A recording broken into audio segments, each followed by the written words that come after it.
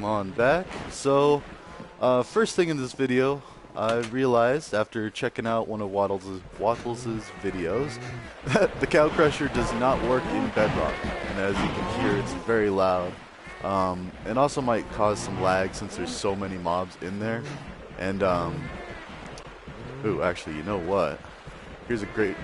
Did he already run away? So that was an Enderman, that creepy black thing that you saw kind of in my animal pen. Now, normally they're pretty scary, but we've got some decent gear. So I actually kind of want to fight him, but he ran away. So they teleport all over the place during the day. But they have something that we will need very soon. Since we're kind of flying through this, we're already about halfway to beating the first part of the game, which is defeating the Ender Dragon. But anyways, back to this. The Cow Crusher, it does not work because there is not entity cramming on Bedrock Edition. It works for Java Edition, and we did build it correctly. There was supposed to be that much space, and the cows are supposed to jump around in the water. Regardless, it's still useful because we can just take a few swings, and we can harvest their leather and their beef. And actually, while I'm doing this, I'm going to have some beef cooking because we're still using the fireplace method because it's free. It doesn't cost any coal. You can also use things like blaze rods, dried kelp, other fuel sources. I think even trees and furnaces, but yeah. So we'll harvest a few of these, and we'll leave some of them there, and the items still fall into the hopper and into the chest. So that's a good segue for automatic farms later.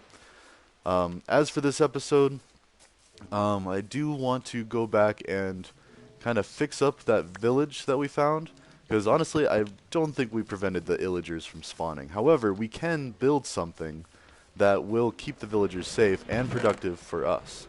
And I also want to start talking about variables as far as programming goes in this episode. Now, variables are one of the first things that you will learn when you're learning a programming language, and really, first thing you learn, one of the first things you learn when you're learning computer science. Alright, so, let's see, which one first? Well, let's talk about the villagers real quick. So the villagers, they're really useful. They love emeralds, and really, even as rare as emeralds are in this game, they really only have a couple of uses. You can make blocks of emerald for a beacon later, and we'll cover that once we get wither skulls and all that fun stuff, much down the road. But emeralds can be made into blocks for a beacon, and also emeralds can be traded with villagers to get other things. And that's about it. Other than that, you can show them off that you have a bunch of emeralds. But really, you can't craft them into armor. You can't use them for building telescopes or anything like you can with the copper. So, yeah, they're pretty much very few uses. And we're going to exploit one of those uses today by creating a villager breeder. Now, villagers, well, let's talk job mechanics. So, in order to trade with a villager, you need to have job blocks. And what job blocks are, and looks like we don't really have a lot of wood, so we're going to chop down some wood and maybe even craft an iron axe and kind of up our game a little bit. Alright, so let's get that, do some wood, while we talk about villager jobs. So job blocks are certain blocks in the game that villagers will visit periodically and they will work. And you will notice that they take a job as their actual outfit will change slightly. Also, we did good by getting those four saplings of dark wood because we now have a dark oak tree. Now these are really cool, but they will only work if you place 4 saplings right next to each other in a 2x2 grid. So let's go ahead and chop this down because I like this wood. It's a lot fancier. I mean, even though we're just going to use it to craft stuff. But it also produces a lot more wood per tree than the oak trees. So it's a lot faster, more efficient to farm these types of trees. And usually you want to do like a stair pattern, like I'm doing, so you can kind of wind your way up to the top. And once you're at the top, just start chopping all of it down. And careful what you chop out from under you. You will take fall damage if you, say, did like straight below you. Not a huge deal, but over time you'll notice that your armor gets damaged. So I mean, it takes a while, but you could start to lose your armor, and same thing using tools on leaves. I don't like wearing out my equipment if I don't have to, kind of like I just did, but either way. Alright, so we're getting a bunch of wood for what is called a composter. Now, the easiest job block, in my opinion, is the composter, as it just takes wood plank, or wood slabs. So, first you have to convert them into planks, like so. We'll use all this dark wood. Yeah, that, and then you convert them into slabs, and then, oh, let's keep going. And then you can build composters, which cost 7 slabs of any type of wood. And let's get 17. That's maybe a little overkill, but yeah, again, we're going to be doing a village breeder, and the purpose of a village breeder is to create a bunch of villagers, and then we want a bunch of job blocks. Oh, there's a cow. And then we can trade with the villagers. Now, the farmers are probably the easiest because they trade crops. So, and depending on how you do it, you can actually get different trades by destroying the job block, and we'll show you that. So, anyways, I'm gonna work on the farm a little bit while I wait for that beef to cook. And basically, we're gonna head over to that village, and we're going to build a structure and protect the villagers from being attacked by the illagers, which I'm sure are still respawning. Okay, and while I'm doing this, let's talk variables real quick. So, in computer programming, variables are extremely useful. They store data that you will need later on in your program to do whatever it is you're trying to accomplish. So, I think we talked about a simple adding function, although I apologize, I might be getting this series mixed up with my Borderlands series, which is a much more violent game and not really suitable for kids. Even though I don't think these videos should be watched by kids. Not that I'm going to make it, you know, kids could watch these videos, but like I said before, let kids be kids, you know.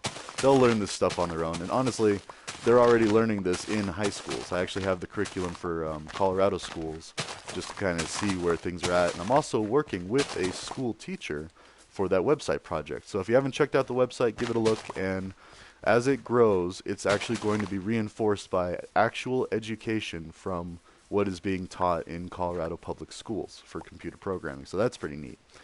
Anyways, oh, I digress. So, back to variables. Now, variables, they're one of the basic blocks of everything in programming. So, you need them for just about everything, and there's a few things you want to do with variables. First, you want to keep the names to something that describes what they are, but you want them to be succinct, as short as you can, but at the same time as descriptive as you can. So, for example, with that simple addition function that we talked about earlier, it's a section of code that adds 2 numbers together. Now, this definitely doesn't seem too practical because we have calculators in our phones nowadays, so, you know, why bother? But it's important to understand the basics so you can use that to program more complex programs. Like, say you need to add 2 variables at some other point of your program for some other function, and you'll need to do that. So let's see, we have 3 dark oak. I was going to show you real quick what that does. We're going to need to sleep, and we have our extra bed, and we're going to travel to the village very shortly. Alright, real quick, this is what I was talking about. Let me show you, because this caused me quite a bit of confusion in one of my other worlds. Let's see, so there, and that is how you grow a dark oak tree. If you just put one by itself, it will not grow no matter how much bone meal you use on it. Also, bone meal. Alright, let's talk about that too. That makes plants grow. And you get bone meal either from bones or from composters. Ideally, or conveniently, we just built a bunch of composters. And before we go to the village, I'm going to show you what's kind of considered an automatic setup for creating, or an automatic farm for bone meal.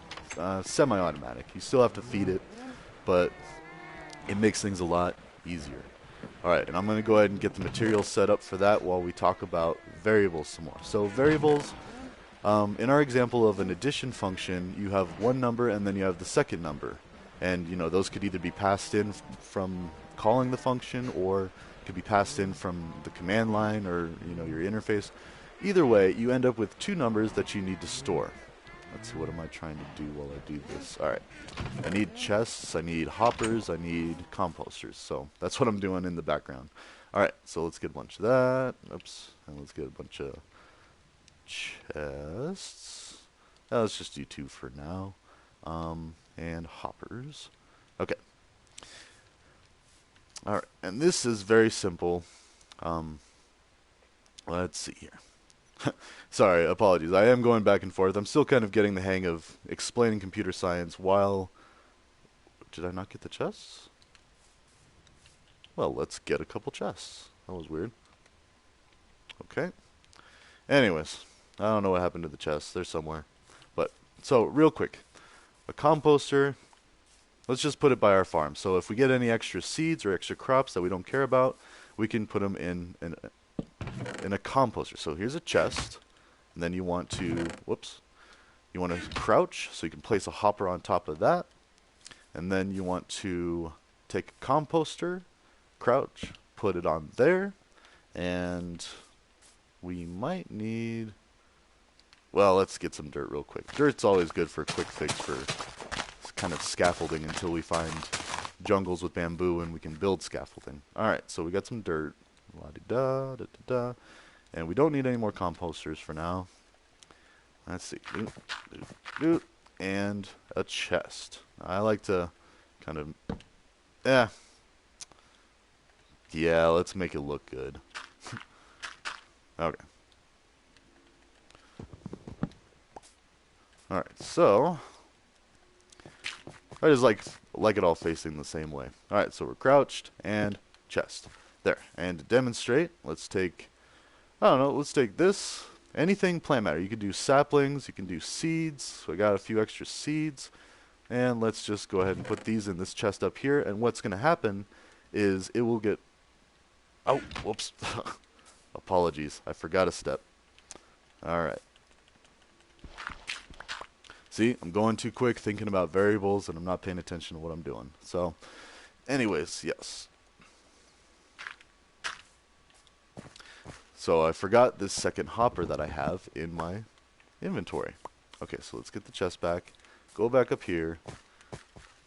Crouch, because you can interact with a composter, so you need another hopper.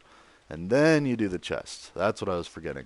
Okay, so what I was going to say is you put things in this top chest, and it'll automatically get pulled out the bottom into the hopper. And if you set the hopper up correctly, where it's pointing directly down, like we did, aiming at the composter to place it on top, it will feed from whatever's in the chest into the hopper, which you can open that and see there's items in there. And then that will get pulled into the composter as long as it's plant matter, organic, like saplings, crops, seeds, even flowers. You can use cacti, pumpkins, all sorts, all that stuff.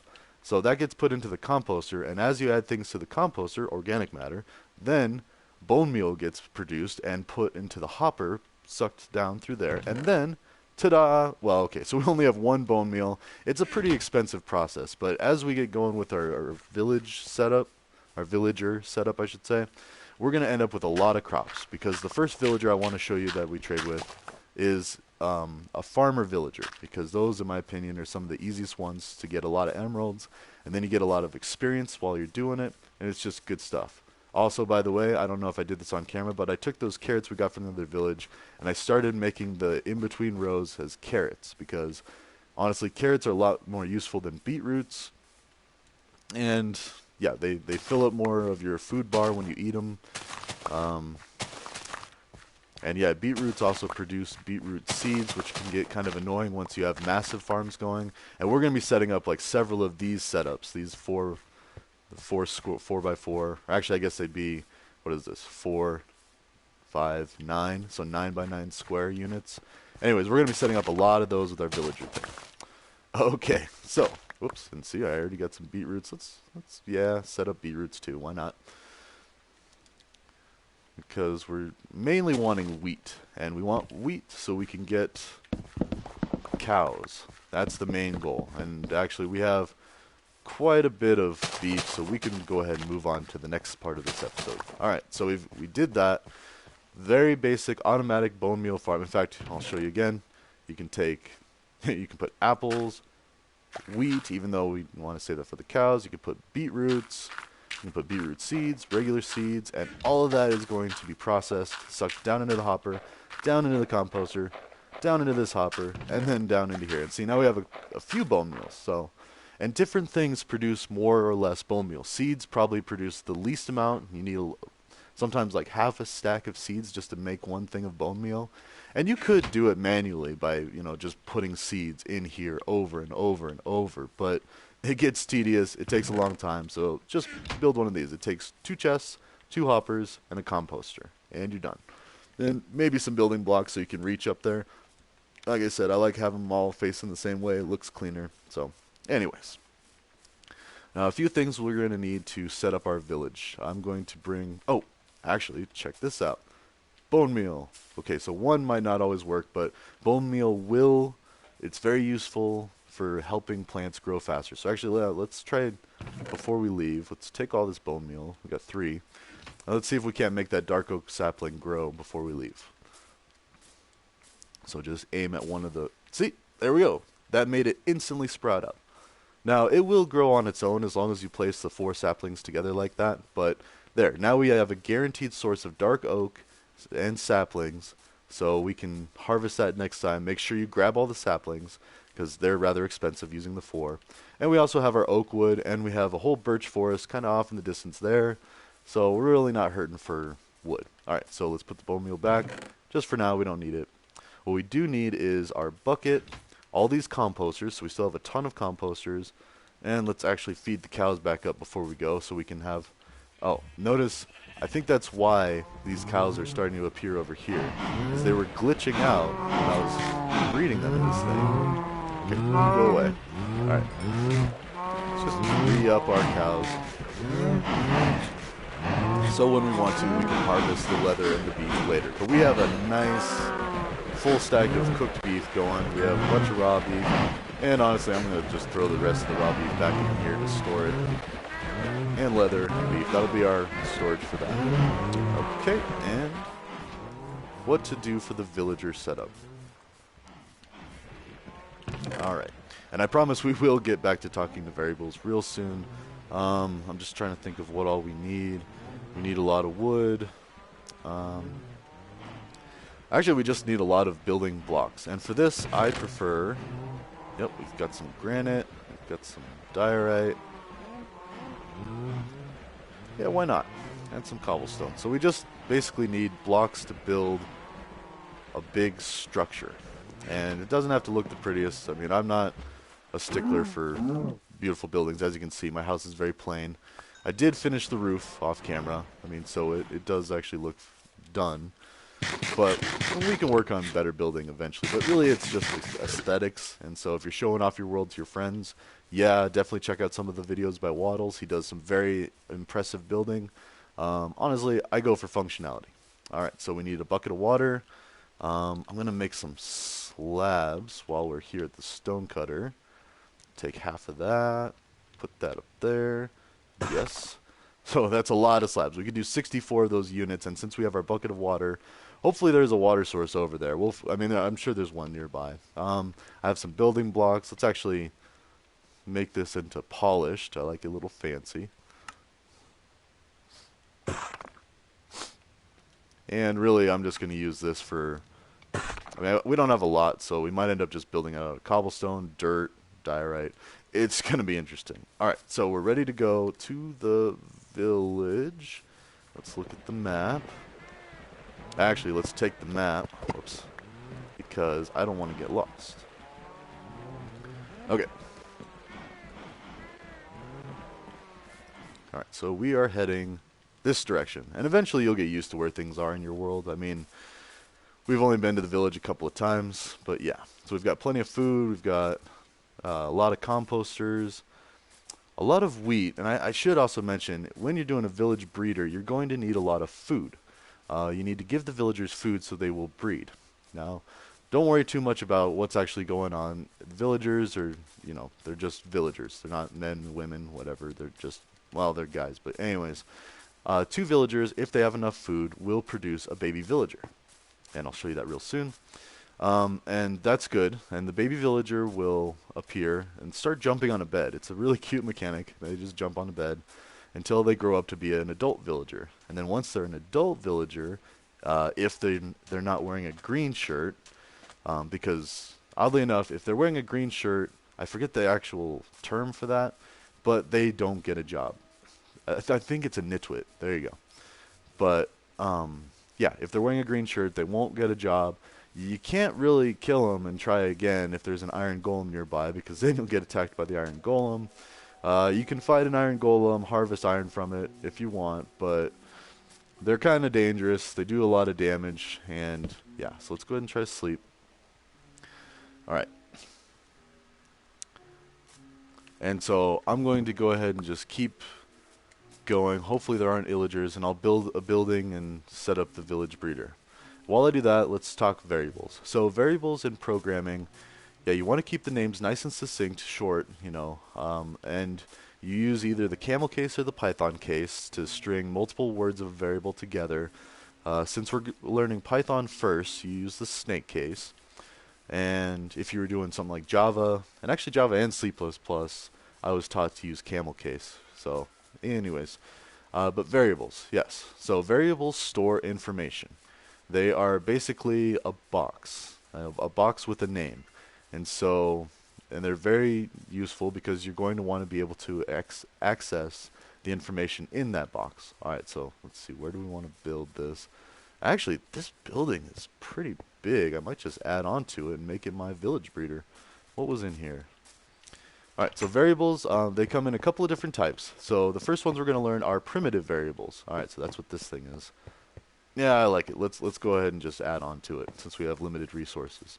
Alright, so primitive variables are things like int, which stands for integer, char, which stands for character, string, which is what we call words or sentences, so multiple characters in a row that need to be grouped together. And let's see, there's int.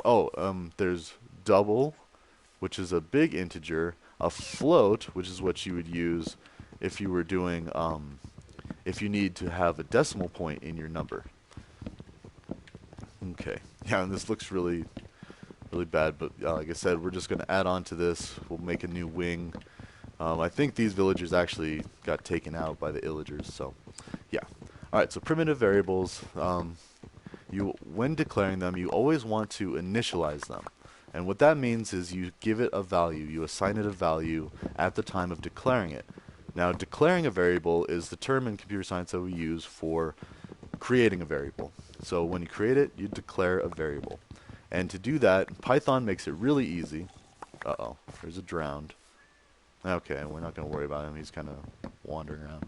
Alright, so with variables in Python, it's very easy because we can get rid of this glass. Actually, yeah, why not? Okay, we'll get rid of the glass. We can always make more later with sand. Yeah, so a lot of languages require you to say what that variable is at the time of declaration. So like if you were going to make an int variable, say in Java, you would have to say int variable name equals 5, let's say. But with Python, it's a lot easier because you just have the name of the variable. Say for our adding function, let's say we're using num_1 and num_2 for the number 1, number 2, and you'll have to get used to kind of shorthanding those things like that. So you have num1 equals 5, let's say, just for simplicity's sake. So you're actually hard coding that value to a number 5. And now you have an int variable, and Python automatically realizes it's supposed to be an int based on it's just a number. So, okay. Alright, this isn't going to look very pretty at all, and that's okay. So, let's, I mean, I don't care too much about how it looks, but I do a little bit. Let's just do that. And I'm going to have to harvest some more stuff. I might do that off camera, just kind of play around a little bit. Or actually, no, let's keep talking about variables, because that's what I need to do. Anyway, so you have num1 equals 5, and then on the next line, and you always wanted to use separate lines for everything, next line you would type num1 equal, or num underscore 2 equals, let's say, 10. So now you have two variables declared and initialized, which is very important. I don't think it's as much of a problem on Python about initializing, but I do know that if you don't initialize variables on Java, it will just have whatever garbage or jarbled data that was at that memory location before. Alright, so you've got two ints, and now you can use them. Let's see, I'm looking for... Alright, let's get some more wood, actually, while I'm talking. So, dark oak. We got to be careful. The illagers might still be appearing. If you watched last video, I kind of just took apart as much of their thing. In fact, let's go check it out. Let's see if we see any. They might still spawn. I don't know. It might be the banners. I haven't looked that up. Oh, an interesting point. Something I should bring up. If there's something I miss, definitely look it up, both in computer science and Minecraft, because that's honestly the way you're going to have to do it when you get into industry. You can't possibly remember every single concept, every topic, everything. You can, however, remember how to look up topics, get really good at using search engines, and, you know, of course, you want to know things to a point, but all of this talk is just off the top of my head, and if there's anything I'm forgetting, like a specific syntax or aspect, I just go look it up. You know, it takes just a couple seconds, and I have an answer. And I've also gotten pretty good at Google Foo, which is a section that I do have already on my website, so check that out. But basically, it just explains how to use a search engine effectively. Now, I know, right, like a lot of people are saying, well, wait, I know how to use a search engine. Anyone knows how to use a search engine. Well, it's a little more complicated than just basically typing in something. You want to be succinct with that, like just type as few keywords as you can. Always include the programming language you want to learn, or it concerns the technology, if it's like a database concept, stuff like that. Alright, and now we're getting way off topic. Let's get back to variables. So we have, okay, and the whole point of that was I wanted to make a crafting table. Okay, so let's go back over there. Now let's actually just keep getting wood while we talk. So I'm going to harvest wood and talk about variables. We've got about 3 minutes. Yeah, so primitive variables are variables like int, float, double, long, string. Char is a single character, so a string is made up of several chars or characters, and they're strung together. See? So, and then you also have things like arrays. Now, I don't know if an array is considered a primitive variable, but basically an array is a group of items. You can have an array of ints, you can have an array of floats, you can have an array of doubles, you can have an array of chars, you can even have an array of strings. Okay, I hear a zombie. Alright. Now let's take him out real quick. We got a diamond sword now, so we're doing good. Okay. And then back to the code. So, and I will have a lot of examples on the website of Python code very shortly. I've got them written down. I just need to upload them. So, anyways, so you have num1, num2. Now you can do something that is called returning. So when you're using a function is supposed to return something, and it almost always needs to return something. I know in other languages you absolutely have to have a return statement. I think Python might be a little more forgiving, but anyways, return means give back what the function just did. So for our adding function, we have two variables, num1, which is 5, and num2, which is 10. And then we want to return num1 plus num2. And that's why we start with an addition function. It's very simple. You can kind of understand what's going on, but definitely we will be getting a lot more complex in the future. So num1 plus num2, that's in the return statement, and then anyone calling that function will get that as a return value. And let's see, so those are int variables. Now you got to be careful with string variables. They might be what is called mutable or immutable, meaning they can be changed or not changed. So immutable means they cannot be changed. I'm pretty sure Python strings are immutable. So it makes it a little difficult, but let's say you're trying to create a string variable out of, let's say, user input. You've got the user just typing things in. So what you would do is first declare the string variable as an empty string, so it's initialized, just because it's good practice. And then, depending on how you're getting the user input, you could do Oops. Oh, now I need a new axe, and I don't have iron. Well, that's fine. I got enough wood for now. So, alright. Ooh, also I just realized we got dark oak instead of light oak. Alright, we didn't really get a lot done, so I'm going to do another episode right after this, the continued. But yeah, so we've got a bunch of dark oak, and we got regular oak logs. Fancy. Okay, but anyways, that's a brief introduction of variables, and we will get to a village breeder very soon. In fact, like I said, I might do some harvesting off camera just to kind of move it along. We'll see. Alright, that's all for now. I'll see you in the next one.